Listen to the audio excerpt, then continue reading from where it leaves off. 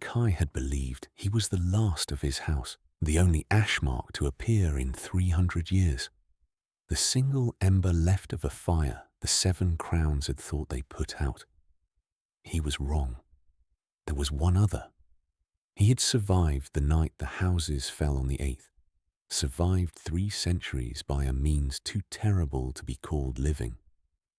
And he had been waiting all this time, in the deepest dark of the island, for the day another ring-marked child opened the grown-over door. He would teach Kai everything. That was exactly the problem. The 8th wing had more than 1 floor. Kai went back alone. Ren had been strange and distant since the refusal, pulling away in a manner he didn't understand and didn't like. And he hadn't the heart to press her.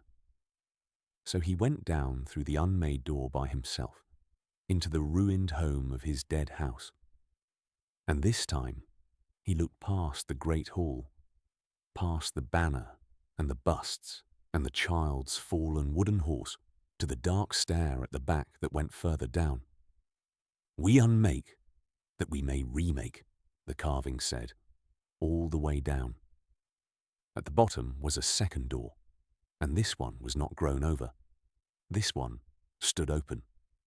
And beyond it, in a small stone room lit by no light Kai could see, a figure sat in a chair, as though it had been sitting there a very long time. "You opened the upper door weeks ago," the figure said. Its voice was dry as turning pages. "I felt it. I have been waiting to see if you were brave enough or foolish enough to find the lower one."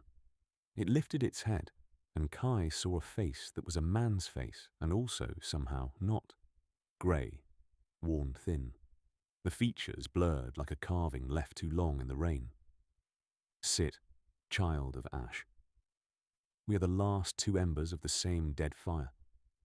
There is so much I must tell you, and so little time before the White Lord comes for you on the glass." His name, he said, had been Kor. 300 years ago he had been a young man of House Ash, no older than Kai, when the 7 fell on the 8th in the night. "I survived," Kaush said. "The only way an unmaker can survive being unmade. I turned the gift on myself. When their spells came to dissolve me, I unmade them. But it is like swallowing the sea, child. You cannot eat that much magic and stay whole. To save my life, I had to unmake pieces of myself. My fear, first. Then my grief, when the fear was not enough. Then my face, my name, my years." He lifted a grey hand and looked at it. "I have spent 3 centuries unmaking myself piece by piece, to go on existing. I am the last Ashman. And I am barely a man at all. This is what I have to teach you." He fixed Kai with eyes like 2 holes. "Not how to use the gift, how not to let it use you. It wants to be used," Kai said quietly. "I felt it, in the duel. It wanted to keep going, past the fire, into the boy." "Yes," Kaur breathed. "That is the whole secret the 7 were too frightened to understand. The unmaking is not evil, but it is hungry. And the more you feed it, the more it wishes to be fed. And the things easiest to feed it are the things closest to hand. A spell, then a wall, then a wound, then a heart. Then your own fear, your own grief, your own self, until there is nothing left but the hunger wearing your shape." He leaned forward. "We unmake, that we may remake. The other 7 only ever heard the first half, but the founders meant it whole. You must always, always have something you are unmaking toward, a thing you mean to build. The moment you unmake only to feed the hunger, you become me."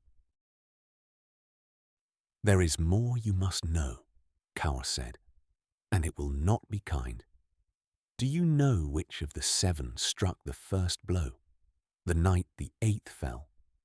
Which house led the others, planned it, grew the rock over our door with their own hands. Kai already knew. He had known since the high white room, since the wards, since the cold certainty in Lord Sale's eyes. Sale, Kai said. Sale, Carr agreed.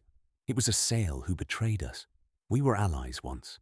Ash and the White House, the Unmaker and the Binder, two halves of one craft. And it was a Sale who decided that a power he could not own was a power that must not exist. The man who comes for you now is the heir of the man who buried me alive. He carries the same duty in his blood. End the eighth before it knows its name. The grey face tilted. He is too late for the last part. You know your name now. You are Ash. So he has fallen back on the older plan, the reading glass. Do you know what it truly is, child? A machine that reads marks, Kai said. A machine that reads marks by drawing the magic out through them, Carr said. For every other house, it sips. A taste, enough to name the colour, harmless. But you do not have a colour. You have a mouth. When Sale forces you onto the glass and turns the deep mechanism, it will not sip. It will pull. It will try to draw your unmaking out through your own mark, and an unmaking that is pulled instead of fed turns inward. It'll make you unmake yourself, all at once, the way I did slowly across 300 years. He sat back. It will not kill you, child. It will do far worse. It will hollow you into another me, another grey thing in another dark room, the White Lord's pet horror, kept on a leash he finally controls. Kay climbed back up out of the dark a different person than he had gone down. He had wanted all his life to know what he was. Now he knew, and the knowing was a stone in his chest. He was the last living ember of a murdered house. His gift was a hunger that would eat the world and then eat him if he ever let it run without a reason. The man hunting him was the heir of the man who had buried his people alive, and the weapon being prepared for him would not kill him. It would scrape him hollow and leave the hunger wearing his face. But he carried one more thing up out of the dark, and it was the thing Carr had given him last, in the dry whisper of a man who had not hoped in 300 years. There is a way to break the glass, Carr had said. The old keeper knew it.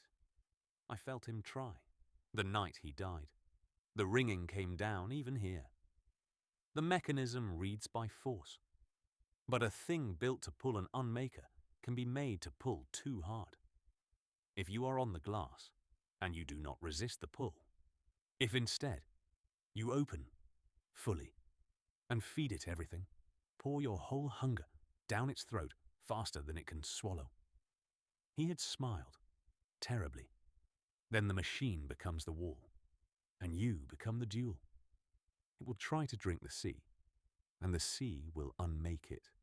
It may unmake half the fortress with it. It will be the most dangerous thing you have ever done, and you must do it at the exact moment he thinks he has won. He had reached out, and for one moment, his grey hand on Kai's wrist had felt almost warm. Do not become me, child. Break the glass and build something. That is the whole of our faith. We unmake, that we may remake, go and remake. Kai came out into the upper corridors at the dark before dawn, his head full of fire and grief and a desperate half-formed plan, looking for the one person he needed now more than ever.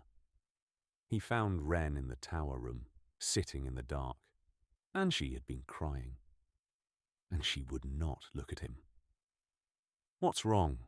Kai said. Wren. What's happened?